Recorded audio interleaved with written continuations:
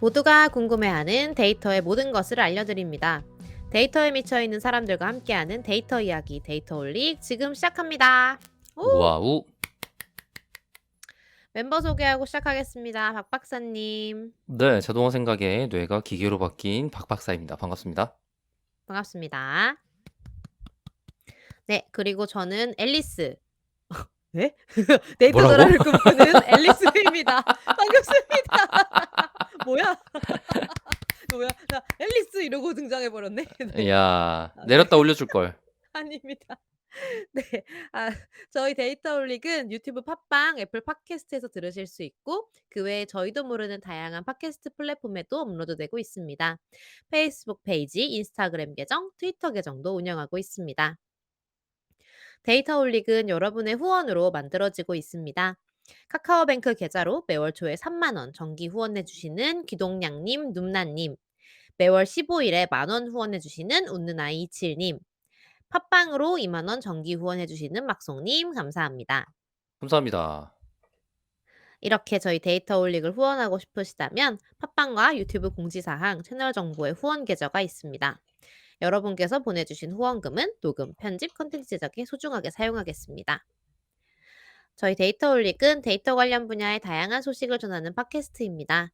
저희 방송에 광고를 넣거나 데이터 관련 교육을 의뢰하시려면 dataolic4@gmail.com으로 문의해주세요. 방송을 들어주시는 모든 분들께 감사드립니다. 감사합니다.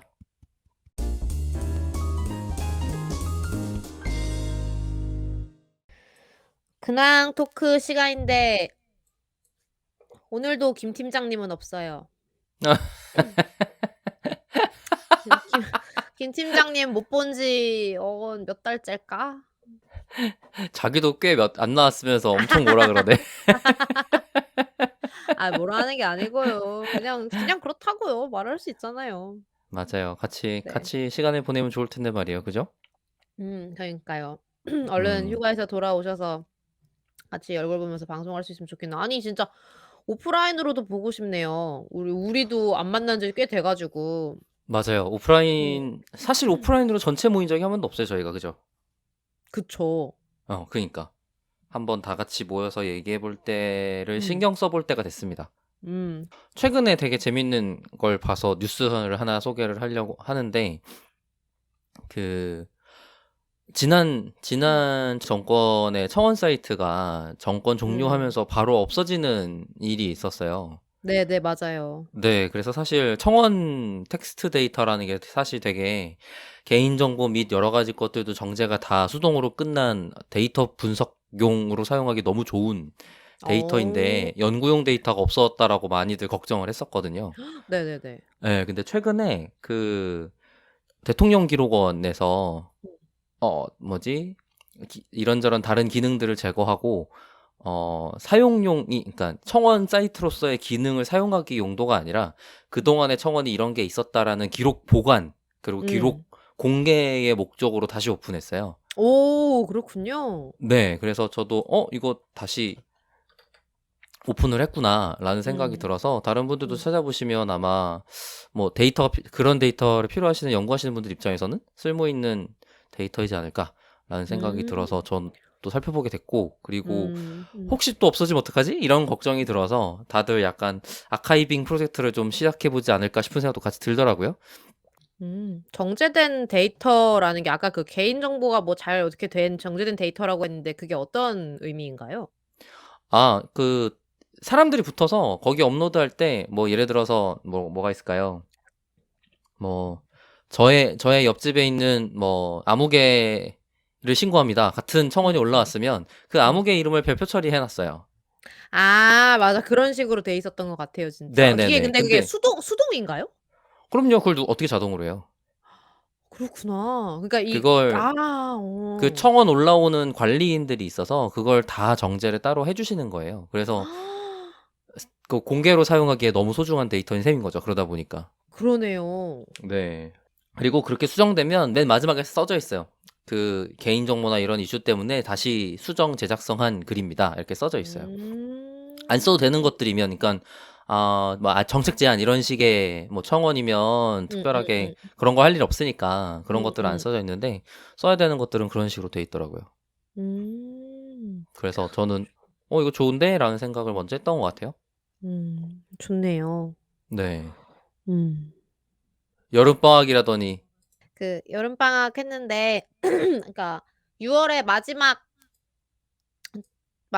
날이랑 마지막 날 바로 전날에 이제 방학했는데, 방학이 이제 뭐 방학도 방학인데 이제 본인의 그 상반기를 돌아보는 시간을 가져보는 방학이기는 했어요. 근데 이게 음. 먼저 만약에 이 리뷰를 써야 됐었거든요. 셀프 리뷰랑 동료 피드백 이거를 썼어야 되는 기간이었는데, 만약에 그 원래 사실 이 기간이 그 시작 기간이 훨씬 전이었죠. 그래서 먼저 끝내 놨으면 이 방학을 진짜 찐 방학으로만 쓸 수 있는 그런 방학이었는데요. 저는 너무 바빴기 때문에 방학만을 기다렸고요. 방학 동안에 열심히 리뷰를 마무리하고, 그리고 이제 원래 쓰고 싶었던 이직설에 대한 글도 하나 마무리해 가지고 퍼블리싱을 해 가지고 되게 알찬 방학이었던 것 같아서 좋았습니다.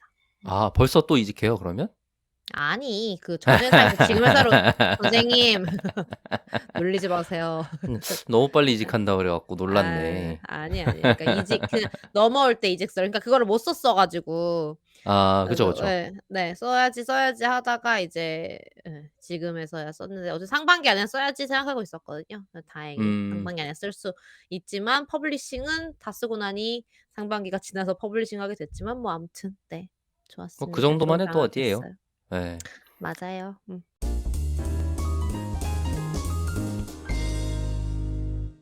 또 유튜브 댓글 올라온 게 있어서 쪼끔 음. 그 소개 간단하게 하고 넘어가도록 네. 하겠습니다. 네. 저희 정기 후원 어 기동량님. 꽤 오랫동안 해 주시고 계시는 음 귀동님께서 음 오랜만에 댓글 음. 달아 주셨습니다. 지난 와. 방송에 대해서 달아 주셨는데 "스타트업 네. 겨울이 왔는가?" 뭐 이런 제목이었어요. "이번 네네네네네. 에피소드는 두 분만 진행하시지만 오디오가 겹치지 않아 듣기도 좋고 광고도 없고 내용도 알차네요. 그런데 리스닝 와우. 개발자 만들기 프로젝트 가나요? 개발자를 꿈꾸는 코린이들을 위한 리스닝 개발자 만들기 프로젝트 찬성합니다." 아 라고 해서 제가 그게 괜찮은지 한번 질문 드리고 제가 앨리스한테 이걸 맞아, 스사를 찍어 맞아. 갖고 올렸는데 깨끗하게 일십을 했습니다. 미안해요. 네. 일부러 일습한 거는 아니었는데요. 답장해야지 하다가 그런 거예요 이게. 생각을 하고 답장을 해야 되는 건 '나중에 해야지.'라고 했다가 못 하게 된 이런 그치, 케이스인데요. 그치. 맞아, 네. 맞아, 아무튼 맞아. 기동량님 재밌는 제안 감사드리며, 개발자 만들기요? 우리 데이터 올릭 채널인데 개발자 만들기 프로젝트인가요? 개발자 만들기 프로젝트 찬성해 주신다는데 뭐 언젠가 해 볼게요. 언젠가. 먼 미래에.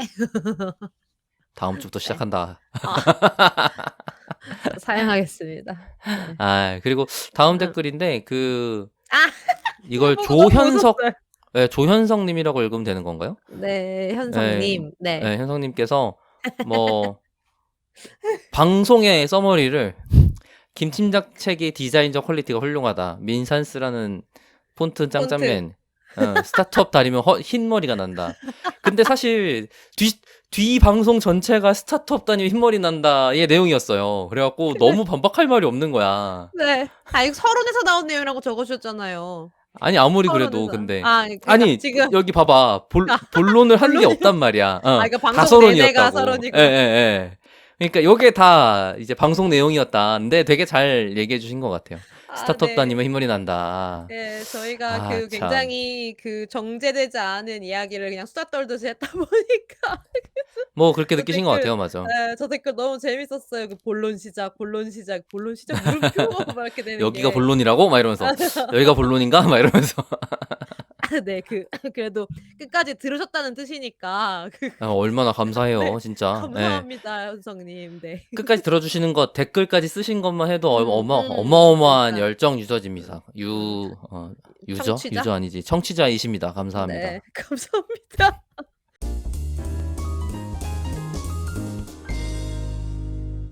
음. 오늘의 주제는 데이터 메쉬입니다.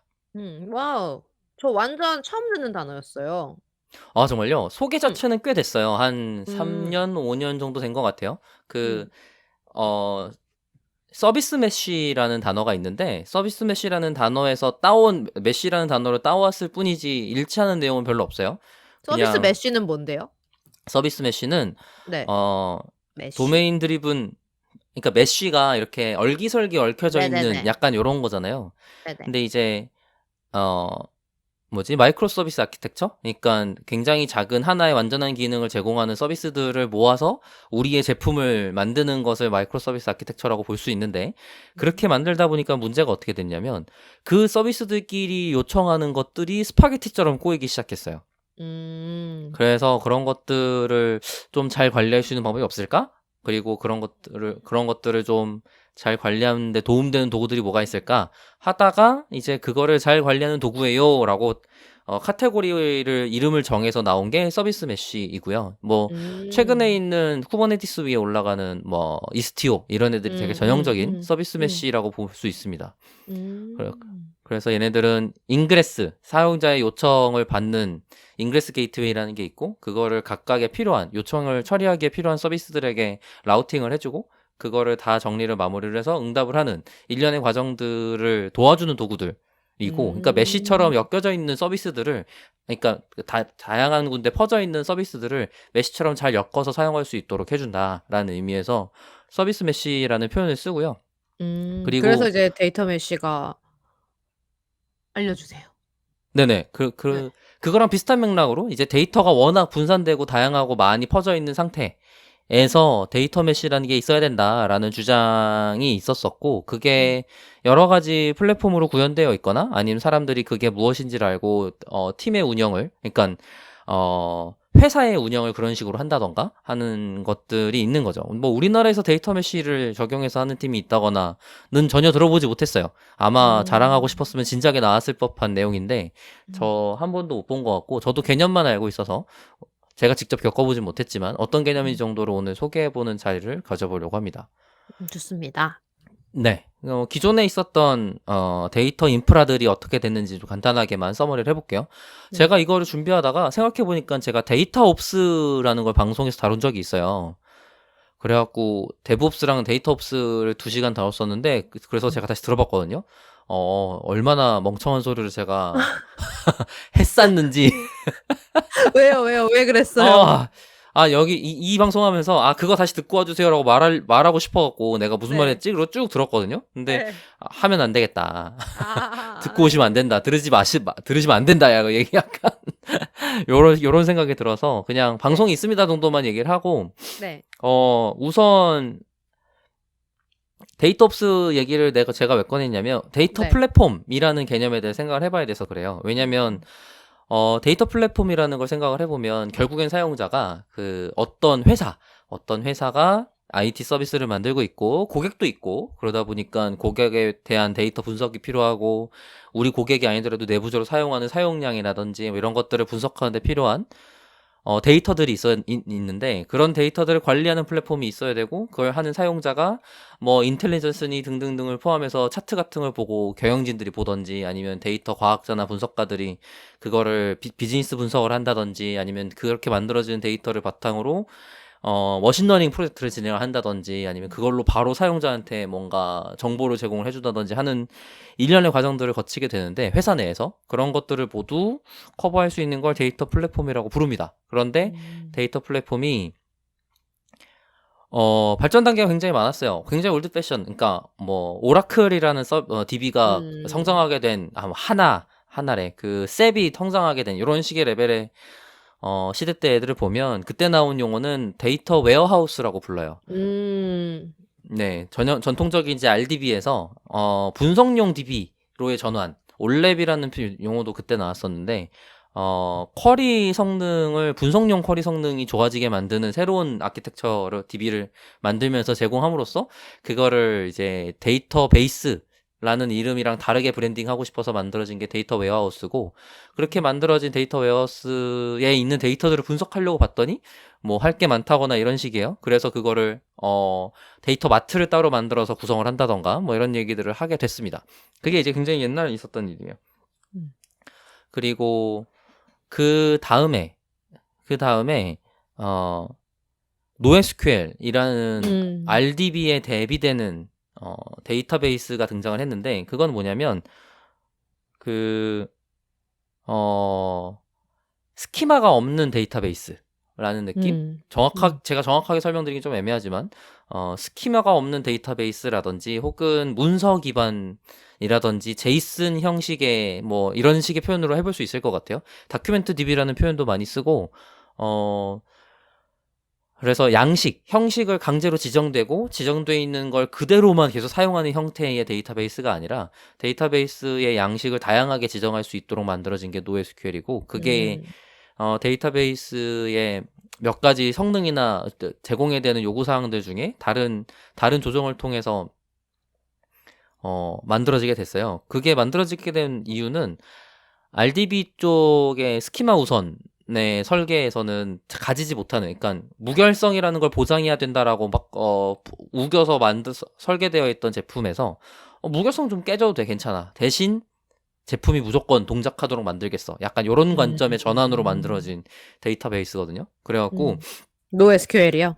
네네. 그래서 뭐 음. 트위터라든지 페이스북이라든지 이런 데서 굉장히 많이 사용을 했고, 그러니까 그게 SNS의 폭발에서 성장을 같이 했던 것 같아요. 그래서 그때 아. 예, 그러면서 SNS에 성장하면서 만들어진 회사들이 뭐 몽고DB라든지 예, 음. 이런 회사들이 성장을 하게 됩니다. 그때 이렇게 만들어진 거라면 더 다양한 데이터를 넣어서 이거를 분석에 사용할 수 있지 않을까라는 생각과 접근이 나타나게 됐고, 이걸 다음번 기술 발전에는 뭐가 있냐면 파일 데이터를 직접 쿼리하는 쿼리 엔진들이 나타나기 시작했어요. 쿼리라는 건 음. 데이터를 결과물을 갖고 오기 위해서 요청하는 것이라고 볼 수 있거든요. 근데 이제 기존 데이터베이스에는 SQL 문법을 통해서 데이터를 요청을 하게 돼요. 그 요청 자체를 네네. 쿼리라고 불러요. 음음음. 근데 이제 데이터베이스에 RDB에 저장되어 있는 데이터들만 쿼리 올 수 있어요. 음. RDB는. 음. 그리고 NoSQL도 마찬가지죠. NoSQL DB 내에 자기가 관리하고 있는 DB 양식 내에 있는 데이터들만 쿼리할 수 있겠죠. 근데 음. 이제 제이슨 파일이라든지 파켓이라든지 여러 가지 파일 시스템으로 만들어져 있는 여러 가지 데이터 파일들도 있을 거예요. CSV라든지 이런 것들이겠죠. 음. 이런 것들이 굉장히 많이 들어있는 그 하드디스크에 그 파일의 쿼리를 직접 해오는 쿼리 엔진들이 나타나기 시작했어요. 음. 그게 뭐 프레스토라든지 이런 몇 가지 대표적인 제품들이 있고, 그런 애들이 나타나기 시작하면서 드디어 데이터 레이크라는 개념이 나타나기 시작합니다. 데이터 음. 레이크는 음. 이렇게 굉장히 많은 데이터들을 뭔가 스키마를 지정해서 저장하지 않고 그냥 만들어진 데이터 그대로 다 계속 굉장히 큰 하드디스크에다가 계속 들이부어요. 그래서 어쨌든 뭐 레이크예요. 호수. 찾아낼 예. 수 있으니까. 예, 예. 검색하는 쿼리라는 게 드디어 성능 있게 동작하는 거라는 걸 우리가 알고 있기 때문에 그냥 거기다 들이부어요. 텍스트 파일이든 제이슨 음. 파일이든. 그래서 지금 실제로 이 서비스들의 클라우드 로깅 시스템들은 약간 그런 방식으로 되어 있어요. 로그를 제이슨 형태로 저장을 하고 그때 포함되는 몇 가지 규칙들, 예를 들어서 시간, 타임스탬프라고 하는 뭐 데이트 타임 같은 경우는 어떤 양식을 통해서 한다든지 뭐 이런 몇 가지 규칙, 그다음에 이 로그가 뭔지를 파악하기 위해서 어떤 시스템이 만든 로그인지, 언제 만든 로그인지, 어디서 나온 로그인지 이런 것들에 대한 메타데이터들은 공통으로 가지고 있자 같은 걸 가지고 표준을 잡고 그 다음에 다 그냥 하드디스크에 때려 박는 거예요. 그러면 아까 말한 프레스토 같은 애가 클라우드 매니지드 솔루션들도 있는데 그런 애들 갖다가 쿼리를 해와서 데이터를 분석하거나 알아보거나 할 수 있게 되는 거죠. 이제 데이터 레이크가 그런 상태의 제품이 됐어요. 근데 이제 이런 데이터 웨어하우스, 뭐 데이터 레이크, 뭐 이런 단어들이 있다는 건 그렇다고 치더라도 데이터 플랫폼이 이렇게 어떤 큰 기업의 제품으로 들어가서 분석용 도구로서 들어가서 동작을 할 때 사실 여러 가지 문제들을 일으켰어요. 예를 들어서 지금 전형적인 문제 한 번은 데이터 웨어하우스 때라고 치면 데이터 파이프라인을 만드는 과정을 해야 돼요. 제품 DB에서 분석용 DB로 옮길 때 그냥 ETL이라고 부르는데 ETL 파이프라인을 구축하고 걔가 잘 돌아가는지 관리하고 문제가 없는지, 근데 새로운 데이터가 필요하다면 새로운 ETL 파이프라인을 구축하고 이런 등등의 일들을 해야죠. ETL? ETL이 뭐의 약자예요? extract transform load. 그러니까 extract 가져오기, 음. transform 내가 원하는 모양으로 바꾸기, 아. load는 내가 다시 분석 DB에다가 넣어 놓기라는 뜻이거든요. 아, 추출 변환 적재라고 돼 있네요. 맞아요. extract, 그렇게 transform, load. 네, 그렇게 해요. 그래서 네. 그렇게 만드는 일련의 과정들이 꼭 필요했어요. 왜냐면 스키마가 있는 RDB였기 때문에 RDB에 있는 데이터를 쿼리해 와서 필요한 만큼, 그다음에 우리가 분석용 DB가 RDB라면 RDB에 스키마를 지정해 놨을 거잖아요. 스키마를 지정해 놓는다는 거 무슨 뜻이냐면 그 양식에 맞게 인서트 입력해서 넣지 않으면 에러가 난다는 뜻이에요. 음. 그러다 보니까 그 양식으로 맞게 맞추기 위한 트랜스폼 변환 작업을 거쳐야 되고, 그 다음에 그쪽에 집어넣는 작업을 하게 되죠. 그래서 이거를 뭐 실시간으로 하던, 실시간이래. 그 스트리밍으로 하던, 배치로 하던, 어쨌든 계속 데이터를 이쪽으로 옮겨주는 작업을 했어야만 했어요. 음. 그리고 꼭 중간에 변환 과정이 필요했죠. 스키마가 음. 지정되어 있었으니까. 음. 근데 이제 스키마 필요 없는 단계라는 데이터베이스가 출현하기 시작하면서 트랜스폼 지금 안 해. 그냥 있는 데이터 나오는 대로 변경부만큼 다 때려 박아 라고 해놓고, 그렇게 만들어진 거를 대용량 쿼리가 직접 필요할 때마다 트랜스폼 해서 보여주게 하기 시작한 거예요. 음. 그걸 ELT라고 불러요. ELT? 네, T랑 L이 순서가 바뀌었잖아요. 아, 추출하고 적재한 다음에 적재를 트랜스폼 먼저 해요. 해가지고? 예, 예. 그래서 데이터 분석에 필요한 형태로 트랜스폼 하는 거는 적재한 후에 다시 하는 거죠. 예, 여기까지가 제가 데이터 옵스 얘기할 때도 했던 얘기였고, 그래서 지금 서머리를 하고 있는 거예요. 네. 근데 이때 지금 가장 중요한, 방금 ETL과 ELT에서의 전환에서 가장 중요한 변환이 뭐였었냐면, 트랜스폼 해야 되는 일이 데이터 엔지니어의 일이 아니게 된 거예요. 음? 개발자, 서비스를 만드는 개발자가 데이터베이스에서 자기가 운영하기 위한 데이터베이스가 설계가 되어 있는데, 그 만들어진 데이터베이스의 데이터를 분석용 DB에다가 옮기는 작업을 해야 되잖아요. 분석용 DB로 옮기는 작업을 하는 전문으로 하는 사람을 데이터 엔지니어라고 불러요. 아, 네. 네네네. 네. 그리고 그 분석용 DB에 들어가 있는 데이터를 가지고 분석하는 사람이 이제 분석가가 되겠죠. 네네네네네. 네. 그런데 그 데이터 엔지니어가 데이터 분석용 DB를 설계하고 그쪽에다가 맞춰서 넣어주는 작업을 데이터 분석가와 개발자, 비즈니스 사이드 개발자와 함께 협업해서 일을 했어야 됐어요. 왜냐면 네. 비즈니스 사이드의 데이터 설계가 어떻게 돼 있는지를 알아야 되고, 분석가에게 필요한 데이터의 형태가 무엇인지 알아야지 이 일을 할 수 있게 되잖아요. 그러니까 데이터 엔지니어가 양쪽 일을 다 알았어야 됐어요. 네네네네. 네, 근데 이 LT가 되고부터는 분석 쪽 사이드의 도메인 지식을 알 필요가 없어졌어요. 그냥 서비스에서 나오고 있는 데이터베이스를 그대로 넣어주면 되잖아요. 그쵸. 거기서 트랜스폼 해가지고 쓰면 되니까. 네, 데이터 레이크 쪽에서 분석가가 알아서 트랜스폼해서 써먹을 거기 때문에 내가 데이터 분석에 필요한 형태가 무엇인지로 변경해 주는 걸 할 필요가 없어지게 됐어요. 그러네요. 네, 그래서 데이터 엔지니어가 원래는 양쪽 사이드의 일을 다 알고 진행을 해줘야지만 데이터 분석가가 데이터를 얻을 수 있는 상태가 됐다면, 그러니까 데이터 분석가에게 데이터 엔지니어가 의존성이었다면 데이터 레이크라는 단계로 넘어오면서 그 의존성이 제거가 된 거예요. 그러면 데이터 엔지니어는 지금 서비스가 되고 있는 DB에서 분석용 DB로 잘 전달이 되고 있는가만 집중하면 되는 거죠. 그래서 데이터 엔지니어랑 데이터 분석가 사이의 의존성이 없어지게 됐어요. 네. 근데 데이터 분석이라는 게 고객 정보 접근할 수도 있고, 그 다음에 뭐 데이터가 워낙 방대하게 여러 가지 문제를 갖추고 있는 것이거든요. 예를 들어서 개인정보 취급 뭐 법령이라든지, 아니면 뭐 비즈니스 사이드에서 결정한 무언가들이 사실 다른 사람들 공개되면 안 된다든지, 이런 것들이 같이 있을 거란 말이에요. 그리고 또 모든 데이터들을 모든 사람들에게 다 공개한다라는 건 생각보다 쉬운 일이 아니에요. 그러다 보니까 이제 거버넌스가 필요해졌어요.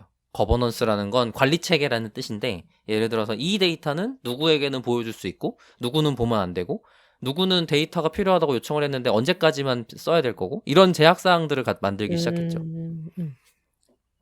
데이터 레이크도 데이터 웨어하우스도 다 원래 필요한 기능들이었고 그거는 언제나 있어 왔어요. 그래서 권한 관리자라는 개념이 있어요. 그러다 보니까 누구에게는 이거를 접근할 수 있도록 제공한다. 그 다음에 누구는 안 된다. 누가 권한이 있는지는 20대부터 이때까지만 있다. 뭐 이런 것들을 관리하는 모든 서비스나 다 있는데 이제 데이터 플랫폼의 거버넌스 기능, 그러니까 권한 관리라는 게 꼭 필요한 일이 된 거죠. 그러네요. 네, 그래서 그렇게 만들어지는 권한 관리 기능들이 원래 잘 운영이 안 돼 왔어요. 제가 지금까지 본 데이터 관리 플랫폼들 중에 거버넌스 체계가 제대로 돼 있는 데는 대기업밖에 없어요. 그 정도 사이즈나 돼야 관리 체계를 수립하는 게 말이 되고 그리고 그래야 그런 관리 체계를 관리할 수 있는 인력이 전담해서 붙게 되는 것 같아요. 데이터 플랫폼 인프라 팀이라고 해볼 수 있을 것 같아요. 그런 팀이 거버넌스 관리도 해야 되는 거죠. 정확하게는 이제 보안팀이 같이 껴있어서 거버넌스 체계를 관리하겠지만 어쨌든 그런 식의 사람이 필요했던 거예요. 그런 정도의 사이즈가 아니라면 사실 그 정도 보안 체계를 갖추기 힘든 상태가 돼버리는 거죠. 그러다 보니까 거버넌스라는 게 굉장히 큰 덩어리의 일이 됐어요. 언제나 그렇지 뭐. 그러다 보니까 이거를 그러면은 거버넌스 체계도 버틀렉, 내가 일을 하는데 방해가 되는 요소가 될 때가 있는 거예요. 내가 일을 이렇게 빨리 하고 싶은데 잘 안 돼. 그렇잖아요? 그러니까 내가 누군가한테 요청하는 걸 기다리면 어쨌든 다 그걸 속도를 깎아먹는 일이 된단 말이에요.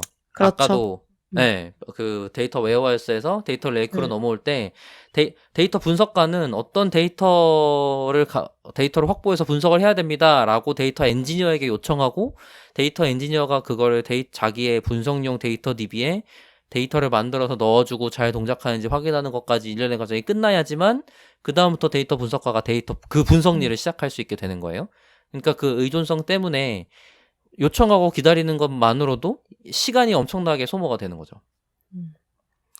근데 이제 그런 걸 계속 겪어내면 데이터 분석가 쪽 사람들이 스트레스를 받아요. 아유, 그냥 내가 하고 말지. 이런 일들을 하기 시작하는 거죠. 물론 직접 해보면 알겠지. 그게 얼마나 스트레스 받는 일인지, 왜 느린지 자기가 깨닫게 되겠지만 네. 어디든 마찬가지인 것 같아요. 다. 근데 이제 큰 기업들 같은 경우는 그냥 그렇게 돌아가는 게 더 나은 선택지라는 걸 이미 많이 체득하고 있었던 것 같고 그러다 보니까 각각의 역할을 맡은 사람들이 역할을 하기를 요청하고 그냥 그것 때문에 늦어지면 내 책임이 아니야 뭐 이런 식으로 지나가고 저 사람 책임이다라는 게 이미 명확해져 있잖아요. 그러니까 그거는 건드릴 일이 아니게 되고 약간 이렇게 되는 거죠.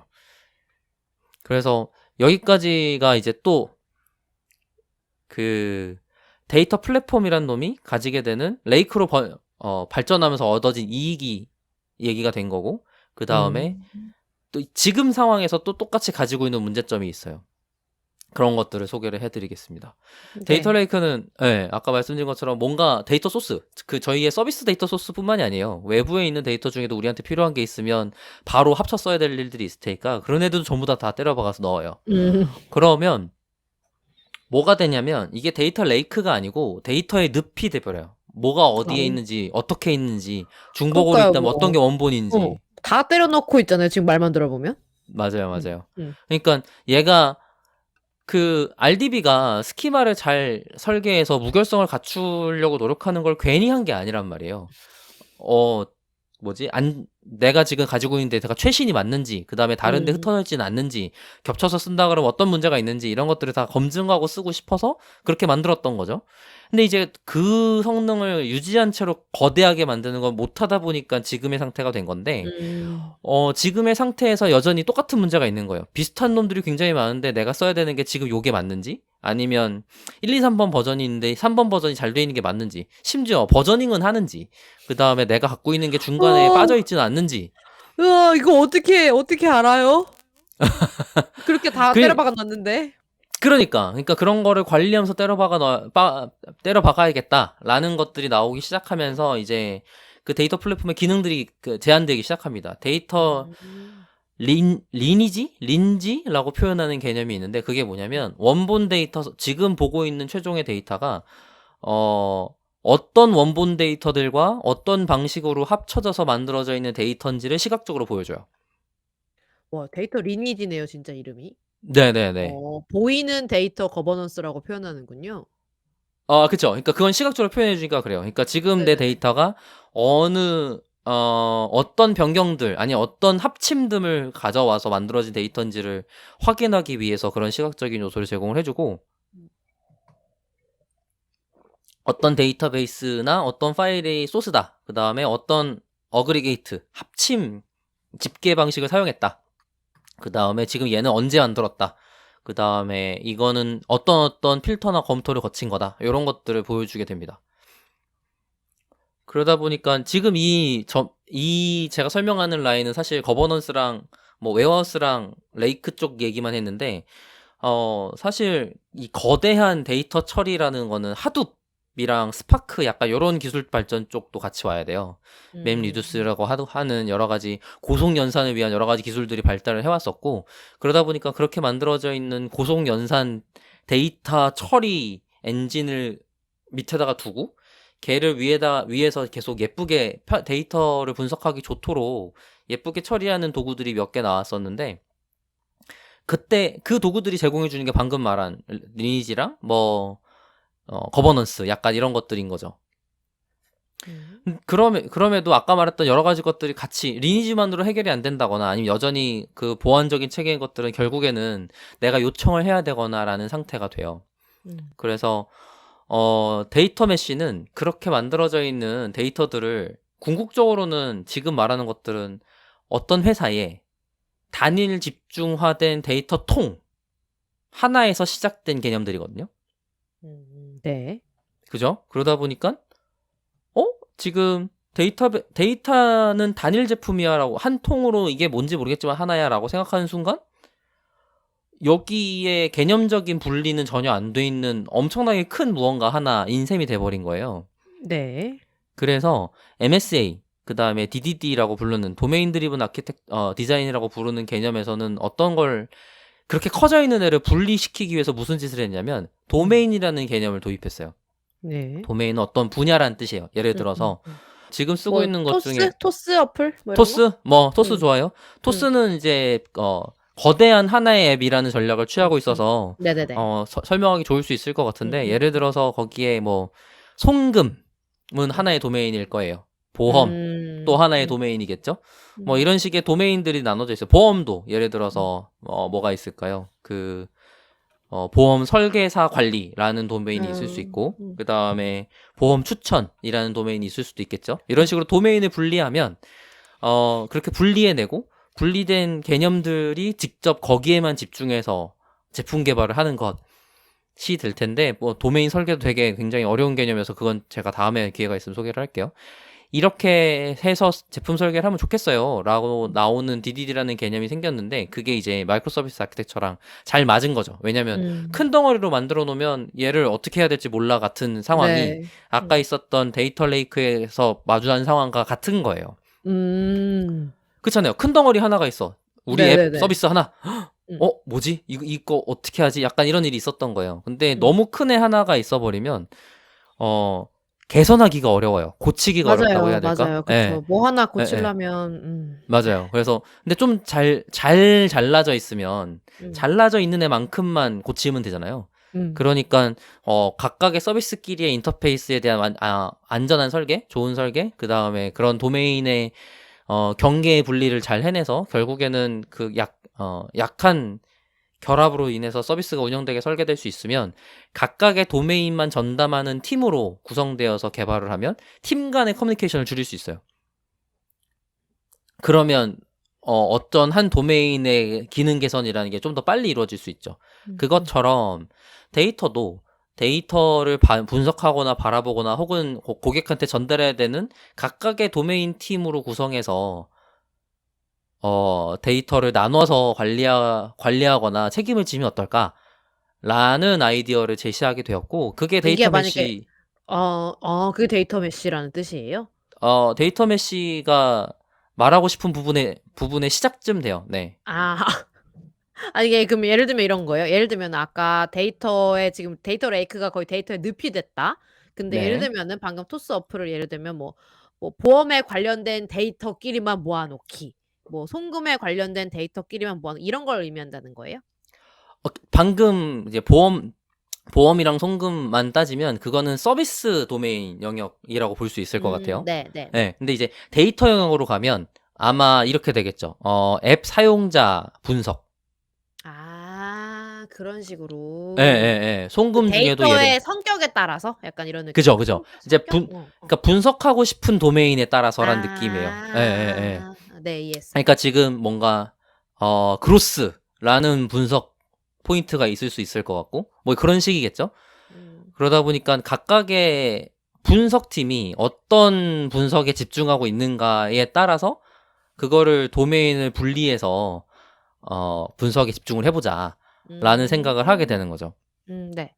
그러다 보니까 한 통에 있는 데이터가 필요한 게 아니고 여러 도메인에서 각각의 데이터 플랫폼이 아니지 데이터 제품을 만들고 관리하는 상태가 되게 되는 거예요. 그러니까 제품의 레이어가 두 단계가 된 셈인 거죠. 하나는 고객한테 나가는 서비스 제품 레이어가 있고 하나는 내부 고객 직원들 중에 직원들의 각각의 상황이나 목적이나 데이터를 써야 되는 맥락에 맞는 도메인으로 분리되어 있는 데이터 제품이 음. 있게 되는 거예요.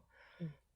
그래서 그 전에는 뭐 비즈니스 인텔리전스라든지 아니면은 그 대시보드라든지 이런 것들이 다 되게 파편적으로 만들어지거나 아니면 누구 개인의 목적에 의해서 만들었지만 잘 퍼져나가지 않거나 아니면 결국에는 안 쓰이게 되거나 이런 일들이 굉장히 많았어요. 근데 그 데이터 도메인 팀에서 자신의 데이터 제품을 내부 고객들에게 전달하기 위해서 오너십을 갖고 그것도 제품으로서의 가치를 가지기 위해서 뭐 데이터의 완결성이나 무결성을 책임지는 거죠. 음. 뭐 개념만 봐서는 사실 굉장히 큰 회사에서나 가능할 법한 내용이기는 해요. 그래서 이렇게까지 해야 되나 싶긴 하더라고요. 그래서 데이터 메시에서도 그러다 보니까 이제 데이터 메시는 각각의 데이터 도메인인 데이터 팀에서 각각의 인프라들을 사용해야 된다고 얘기를 해요. 그러니까 데이터 레이크가 아 만약에 그래요? 있어. 네, 데이터 레이크가 만약에 있으면 아까 있었던 데이터 도메인 하나에서 데이터 레이크 도입해서 사용할 수 있는 거죠. 정확하게는 그런 기술들의 조합을 그 오너십을 갖고 있는 채로 사용하게 되는 거예요. 음. 근데 지금 이렇게 접근하면 또 중요한 개념이 하나가 나오는데 네. 그러면은 이 데이터 인프라들을 음. 각각의 데이터 제품팀이 도메인이 분리되어 있는 각각의 데이터 제품팀이 그러면은 모든 데이터 인프라를 다 일일이 따로 관리해야 되냐? 그러니까요. 지금 듣다 보니까 그게 예, 예. 이게 그럼 큰 회사만 네. 네. 큰 데이터 회사도 엔지니어 결국엔 어. 다 있어야 어. 되냐? 약간 이런 레벨의 문제가 되는데 음. 그러다 보니까 나오는 얘기가 용어가 셀프 서비스란 용어예요. 네. 셀프 어 서비스라는 게 뭐 앨리스가 셀프 서비스라는 단어를 들으면 어떤 생각이 드세요? 알고 있는 셀프 서비스가 뭐가 있을까요? 뭐 패스트푸드 먹으러 갔을 때 알아서 가지고 오는 뭐 이런 거죠? 그러니까 네네네. 맞아요, 맞아요. 갖다 바로 놓는 거 그거예요. 알아서 하고 딱 그냥 예예. 알아서 스스로 예. 맞아요. 그러니깐 응. 예를 들어서 뭐지? 음료는 셀프 약간 이렇게 되면 아 물은 셀프, 물은 셀프. 물은 셀프. 그래 좋아요. 물은 음 셀프. 그럼 음. 물은 셀프 그러면은 사용자 입장에선 고객 입장에선 주인이 나한테 물을 갖다 주는 걸 아니면 "물 주세요."라고 요청하고 기다리는 행위를 안 하고 음. 내가 움직여서 물을 갖고 오면 되죠. 네. 그죠? 네. 맞아요. 근데 이제 이게 데이터나 이제 개발 사이드에서도 좀 비슷한 일이 있는데 음. 예를 들어서 제가 인프라 엔지니어예요, 예를 들어서. 근데 인프라 엔지니어인데 개발자가 저한테 클라우드 쪽에 무슨 개발해야 되니까 VM 하나 만들어 주세요라고 요청을 해요. 네. 그러면 제가 이렇게 만들어서 저쪽에다가 이거 여기 만들어서 요걸로 사용하시면 돼요라고 알려주겠죠. 근데 셀프 서비스가 되면 셀프 서비스 포털에 들어가서 음. 제가 클릭해서 만들면 요청하면 자동으로 생성해서 저한테 알려주는 거예요. 음. 지금 클라우드 포털이 셀프 서비스라고 보시면 돼요. 그래서. 아 그러네요. 네네네네네. 그죠? 그러니까 어. 셀프 서비스예요. 그러니까 내가 인프라 엔지니어인 게 아닌 거잖아. 음음. 클라우드라는 인프라 엔지니어가 있고 음. 거기에 저는 제가 신청하는 신청서를 작성하는 걸 포털에서 하고 뭐 CLI가 됐든 음. 그걸로 신청을 하면 걔가 바로 만들어서 저한테 주잖아요. 그러니까 셀프 서비스를 하는 거예요. 네. 근데 이제 우리나라에는 아직 클라우드에 요청해서 만들기라는 것도 굉장히 복잡한 일이어서 MSA라는 그걸 전문으로 하는 사람들을 고용한다거나 이렇게는 하지만 어쨌든 셀프 서비스가 그런 뜻이에요. 그러다 보니까 지금 방금이랑 똑같은 게 데이터 플랫폼 쪽에서 일어날 수 있어요. 데이터 플랫폼 인프라 엔지니어는 데이터 플랫폼으로서 쓰기 위한 여러 가지 인프라들을 셀프 서비스로 제공할 수 있도록 플랫폼을 제공해 주면 돼요. 그러네요. 방금 네. 말했듯이 데이터 팀이 엔지니어를 직접 다 전담해서 갖고 있을 필요는 없단 말이에요. 데이터 음. 레이크를 만드는 걸 직접 다 구축하거나, 음. 데이터 웨어하우스나 RDB를 직접 만들거나 그럴 필요는 전혀 없는 거죠. 음. 대신 그걸 만들 수 있는 플랫폼을 제공해주는 역할로 빠지면 돼요. 우와. 그러면 인프라 엔지니어의 의존성이 더 내려가죠. 예예예예. 그렇죠, 그렇죠. 데이터 팀은 직접 알아서 하면 되니까. 자기들이 필요한 데이터를 분석해서 결과물로 내놓는 행위를 하기 위해서 필요한 인프라들을 그냥 자기들이 직접 다 셀프 서비스로 만들어서 구축해서 사용하면 돼요. 아. 그래서 데이터 메시라는 개념이라는 게 특별하게 데이터 메시아라고 설명하는 건 되게 애매하고 이 두 네. 가지 패러다임의 변환을 강조하는 것처럼 저한테 느껴졌어요. 하나는 도메인 단위로 쪼개라. 필요한 만큼. 그리고 그 쪼개져 있는 도메인 단위를 온전히 책임지는 제품팀으로서 운영해라. 데이터 제품이라는 개념으로서 운영을 해야 된다라는 거고, 그거는 내부 고객들에게 제품을 전달하기 위해서 만드는 네. 과정이 있는 거죠. 그러다 보니까 사실 클라우드에 이런 데이터 플랫폼용 인프라인 도구들이 이미 꽤 있어요, 사실. 셀프 서비스용으로 만들어져 있는 도구들이 이미 꽤 있고, 그거를, 도메인 어떻게 했는지 단위로 소개해 나눠서, 주세요. 전형적으로 이제 이런 게 있죠. 데이터가 무엇이 있는지 알아봐야 돼. 라고 하면 가장 만만한 게 데이터 카탈로그라고 부르는 게 있어요. 네. 나한테 데이터 제품팀이 다른 사람들한테 데이터를 전달할 때 나는 이런 데이터들이 있습니다. 라고 작성해 놓는 곳이에요. 그래서 그 말 카탈로그를 그대로. 보고 네. 이제 말 그대로 네네네. 카탈로그죠. 이제 실제로는 데이터베이스 연결하면 자동적으로 메타데이터를 만들어준다던가 뭔가 여러 가지 편의 기능이 있고 얘 아까 있었던 리니지 같은 걸 조금 더 관리해준다던가 이런 개념이 있지만 암튼 기본적으로는 그래요. 그것도 그렇고 가장 또 단순한 게 그런 컴퓨팅 인프라죠. 데이터 레이크도 결국엔 데이터 웨어하우스도 결국엔 다 클라우드에서 제공해주고 있으니까 아까 말했던 프레스토 같은 매니드 프레스토 같은 것도 다 애저에는 이름 뭐더라? AWS는 넵튠이라는 애가 있고 네. 결국에는 대용량 파일 베이스인 텍스트에 쿼리해주는 매니지 서비스 좀 있고 데이터 카탈로그도 있고 글루라든지 ETL 자동으로 해준 애라든지 이렇게 데이터 팀이 자기 스스로 온전한 데이터 제품을 만들어서 노출하는 데 필요한 인프라들이 클라우드에 이미 좀 있는 편이에요. 어떤 걸 네네네. 선택해서 골랐을 거냐라는 의사결정을 해야 되는 거죠. 예를 들어서 초고속 병렬 처리를 해야 된다고 하면 레드시프트를 쓴다든지 구글의 빅쿼리를 써갖고 분석에 쓴다든지 이런 것들을 의사결정을 하게 되는 거죠. 근데 이제 이렇게 나와 있는 데이터 메시를 듣고 제가 느꼈던 감상은 결국에는 클라우드가 아니면은 이런 인프라 플랫폼들이 사용하기 좋게 만들어 줌으로써 셀프 서비스 하기 좋게 만들어 줌으로써 사용자가 각각 더 분화돼서 전문화되던 일들을 대신 해줌으로써 한꺼번에 할 수 있도록 만들어주는구나. 더 적은 수의 사람으로 더 많은 일을 할 수 있도록 만들어주는구나 라는 생각이 들었고 그러다 보니까 데이터 메시라는 개념으로 생각을 해보게 되면 오히려 제품팀이 반대로 음. 자신의 완전한 제품팀으로서 기능을 하기 위해서 음. 데이터 오너십을 가지고 있는 스스로의 데이터 제품을 관리하는 상태로 발전하고 있는 중인 것 같다라는 생각이 들더라고요. 그전에는 중앙집중식 데이터 인프라인 곳에 제품팀이 데이터를 요청해서 사용하는 구조였을 거예요. 네네네. 근데 그게 아니라 그 데이터조차도 제품팀이 직접 관리한다. 갖고 와서. 뭐 이런 느낌이 된 것 같은 거죠.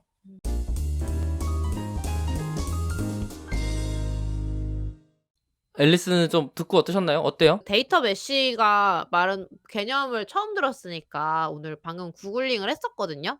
근데 네네네. 이제 마이크로소프트에서 이제 문서가 엄청 상세하게 잘 되어 있는 게 또 있더라고요. 맞아요. MS 어 닥스 쪽이 그런 네. 개념 문서라든지 베스트 네. 프랙티스라든지 아키텍트라든지 이런 게 문서가 되게 잘 돼 음. 있어요. 네. 그래 가지고 이게 보여지실까? 이거였거든요. 근데 네네네. 그러면 이제 그래 봤자 보시긴 어려울 것 같긴 한데 아무튼 데이터 메시라는 개념이 이게 우리가 점점 약간 소감 말하는 기분인데 오늘 들은 거에 대해서 질문은 사실 이제 없고 음. 그래서 새로운 개념을 배워서 되게 좋았고 뭐랄까? '우리가 다루는 데이터가 진짜, 진짜, 진짜 커지고 있구나.' 이런 느낌? 음. 그쵸, 그쵸. 커지고 그게 있어요.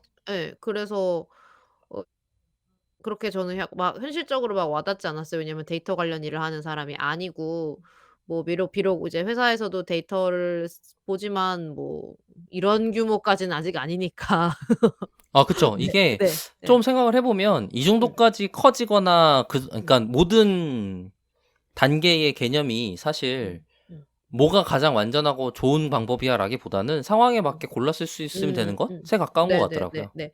정말로 이런 것이 필요한 정도의 진짜로 대용량의 트래픽을 다루고 대용량의 정보들을 다루는 회사라면 '이런 것들이 점점 계속 필요해지겠고 도입을 고민하고 있겠구나.' 뭐 이런 생각이 들었던 것 같아서 되게 재밌게 들은 것 같아요. 박 박사님 데이터 레이크 머리 데이터 레이크에서 막 쏟아져 나오는 걸 들은 느낌인데 진짜. 네. 그랬습니다. 음. 박 박사님은 오늘 말씀하시면서 오늘 방송하시면서 어떠셨어요? 아 네. 오늘 사실 데이터 메시에 대한 감각이 그냥 적당히 있는 정도? 그냥 단어를 들었을 때 느껴지는 감상만 있는 정도였는데 오늘 방송 준비를 하는 것 때문에 공부를 조금 했어요. 음. 그래서 제가 참고한 문서는 지금 이거고요. 음. 이게 어렵기도 하고 음. 어렵다는 게 무슨 뜻이냐면 결국 셀프 서비스로 계속 가는 건가?이면서도 셀프 네. 서비스가 잘 동작하기는 하나에 대한 예, 생각이 계속 같이 들더라고요. 지난 데이터업스 방송 때도 잠깐 얘기를 드렸는데 셀프 서비스는 지금 클라우드에서도 마찬가지 문제가 있어요. 개발자들이 인프라 엔지니어를 두지 않고 음. 음. 자기가 제품 개발을 해야 되는데 직접 클라우드를 사용할 줄 안다. 라고 하면 너무 좋은데 음. 클라우드가 워낙 복잡해지고 다양해지고 있어서 음. 클라우드만 전문적으로 다루는 개발자들을 따로 쓰고 있는 중이거든요. 음. 예를 들어서 데브옵스 엔지니어라고 부른다거나 인프라 음. 엔지니어라고 부른다거나 클라우드 엔지니어라고 부르는 최근의 채용들은 전부 다 그런 식이에요. 그러니까 음. 직접 개발자들이 클라우드를 잘 몰라도 그리고 우리의 서비스 운영과 배포가 어떻게 운영되는지 잘 몰라도 대신해서 해주는 사람 같은 영처럼 돼 있거든요. 근데 지금 여기 데이터 메시에서 주장하고 있는 셀프 서비스도 사실은 약간 그런 일을 대행하는 사람이 같이 있어야만 현실적으로 굴러가지 않을까 싶은 생각이 좀 같이 드는 부분이 음. 있었어요. 음. 이게 작은 팀에게 데이터 메시로 쓰이게 되면 어떤 형태가 될까? 이런 것들이 저한테는 궁금증? 아니면 그렇게 음. 운영되는 곳이 있다면 가서 한번 살펴보고 싶다. 이런 느낌이었어요. 박 박사님의 궁금증이 언젠가 해결이 될 수 있기를 바라면서. 눈 봐. 네. 약간 눈이 쪼끔 감겨오는데 오늘 지금 둘 밖에 없는데 공부하려니까 리액션 열심히 하면서 들어야 돼 가지고 옛날에는 그냥 셋이 있으면은 그냥 그렇구나.' 이러면서 들으면 됐었는데 이제는 말을 해야 돼 가지고 집중을 많이 했거든요. 아무튼 아, 네. 그래서 오늘 방송은 요 정도로 해 가지고 마무리 좀 해 보려고 합니다. 네. 혹시 음. 들으시는 분들 중에도 댓글로 좀 남겨주시면 음. 저도 음. 제가 참고한 문서들도 마찬가지고 저도 음음. 이걸 더 그러니까 질문에 의해서 더 찾아보게 되거나 제가 고민을 해보거나 할 수 있는 여지들이 있어서 많이 질문을 좀 부탁드리겠고요. 댓글로도 좀 의견이거나 혹은 보신 게 있으시다면 알려주시면 저도 좀 찾아가서 더 공부할 수 있는 기회가 되면 좋을 것 같습니다. 네, 좋습니다. 그럼 오늘 방송 마무리해 볼게요. 좋습니다. 네. 데이터 올릭은 더 재미있는 컨텐츠를 가지고 다음 방송으로 다시 인사드리겠습니다. 감사합니다.